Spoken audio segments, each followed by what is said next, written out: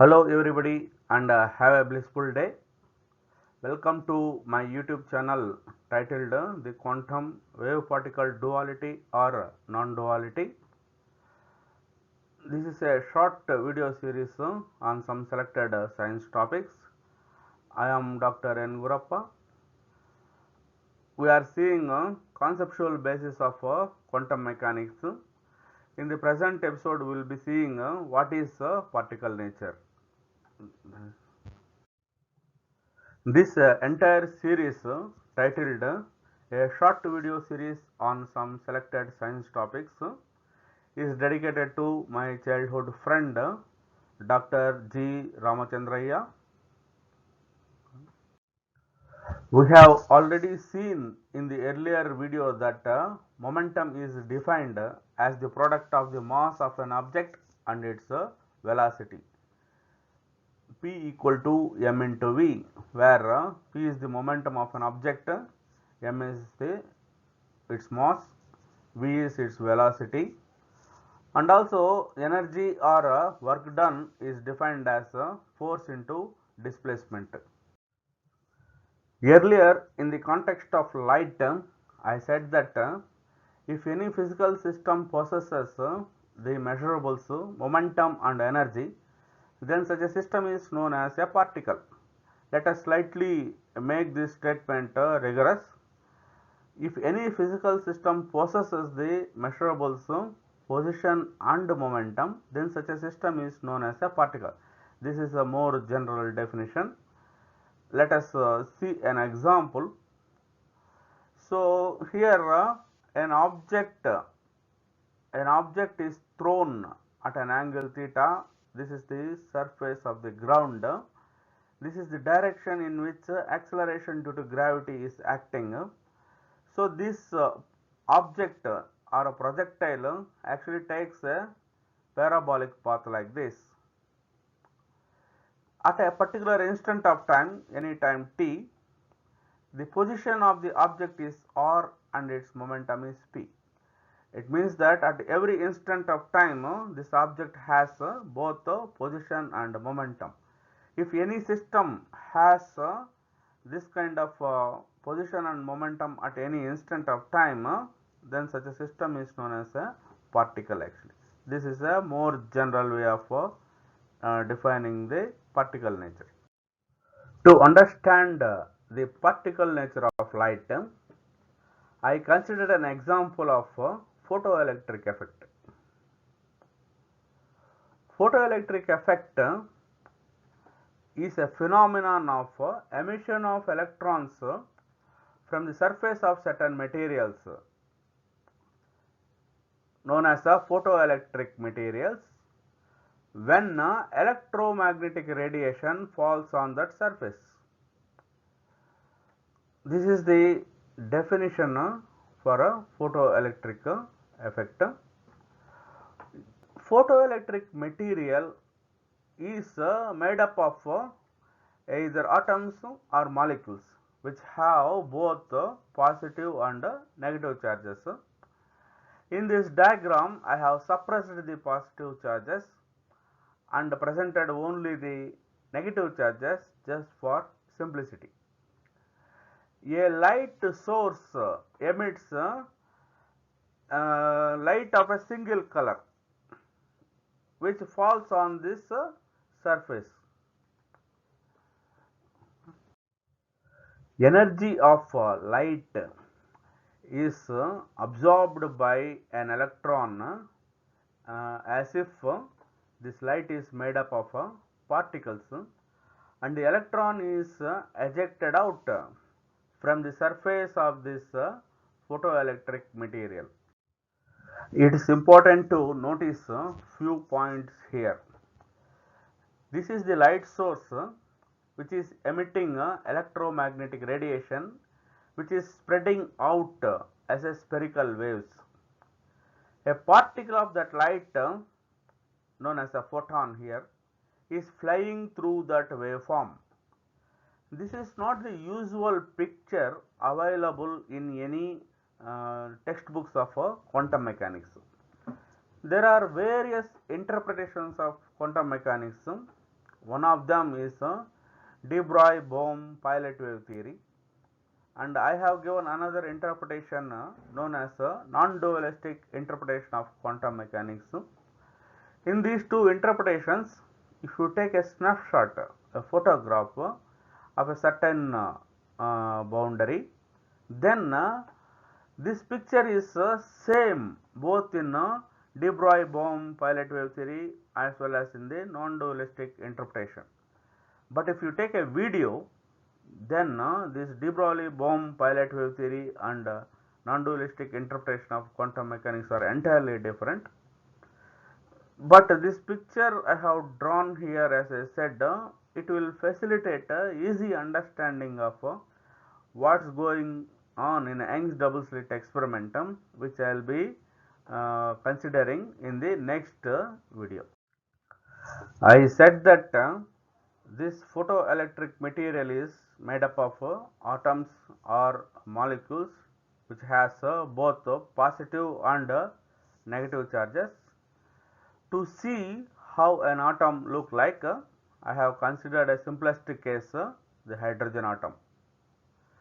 This blue dot here is actually a positive charge known as a proton, and this pink sphere is the wave function of a hydrogen atom when it is at its lowest energy level.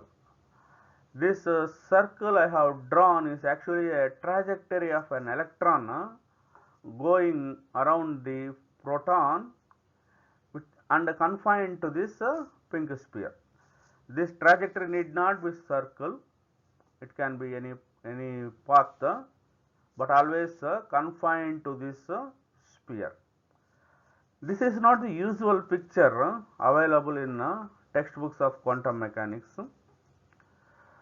They generally present not for wave function but for a square of the wave function, because that's what we can observe in any experiment by repeated measurements. I will be talking about this picture more sometime in some other video. Photoelectric effect was discovered in the year 1887 by Heinrich Hertz. Later, it was extensively studied experimentally by Halvards, J.J. Thomson, etc. before the correct theoretical explanation by Albert Einstein. Now, let us see why the picture of a classical wave failed to explain the phenomenon of a photoelectric effect. In one of my earlier videos, I said about various parameters involved associated with a wave. One of them is the amplitude. Now let us see the definition for intensity of the wave. The intensity of a wave is defined as the rate at which it transfers energy per unit area. What do we mean by that? When a wave falls on a surface of a certain materials, then how much energy from this wave is transferred to unit area of this surface in 1 second. That is actually known as intensity, and the formula is this. Intensity is actually equal to constant times square of the amplitude, this amplitude. This formula can be rigorously derived. Therefore, if the intensity of this wave is more, then the surface of this material receives more energy per unit area in 1 second. Then the kinetic energy of an emitted electron must be more. That's what we expect. But that is not what was observed in an experiment. This is the clear failure of a classical theory, because If more energy is falling, then more energy is available to an electron, then it should come out with more kinetic energy, but that's not seen in an experiment. So more the frequency of the wave, then the kinetic energy of the emitted electron was also more, found to be more. Means the emitted electron's kinetic energy depends upon the frequency of the light, but not on its intensity.